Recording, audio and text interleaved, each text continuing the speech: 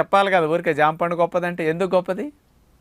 ఇందులో ఎవ్వరు మోసం చేయడానికి జామకాయకి లేదండి అసలు.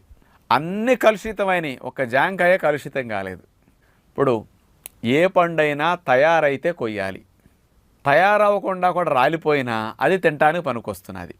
నిమ్మ పండు గాలికి రాలింది, నిమ్మకాయ రాలిపోయింది, దాని కార్బైడ్ వేస్తే ముగ్గుతుంది, నిమ్మరసం పిండుకోవడానికి మళ్ళీ మార్కెట్కి లేత పిందులు పెడితే కొండవు, అందుకని దాని కార్బైడ్ వేస్తే రంగు వచ్చేస్తుంది, పైన కొనేస్తాడు. మామిడికాయలు గాలి వాళ్ళకి రాలిపోయినాయి, మామిడికాయ కార్బైడ్ వేస్తాడు, ముగ్గిన పండులా కనపడుతుంది, సేల్ అయిపోతుంది. అరటికాయ ఇంకొక రోజులు, నెల 15 రోజులు ఉంటే కానీ చెట్టును తయారు కాదు, కానీ ఈలోపు గాలికి ఇరిగిపోయింది చెట్టు, ఆ అరటికాయలను కోసుకొచ్చి కార్బైడ్ వేసి అమ్మేస్తాడు, అంతే. బత్తాయిలు అంతే, కమలాలు అంతే, కార్బైడ్ వేస్తే రంగు వచ్చేస్తాయండి.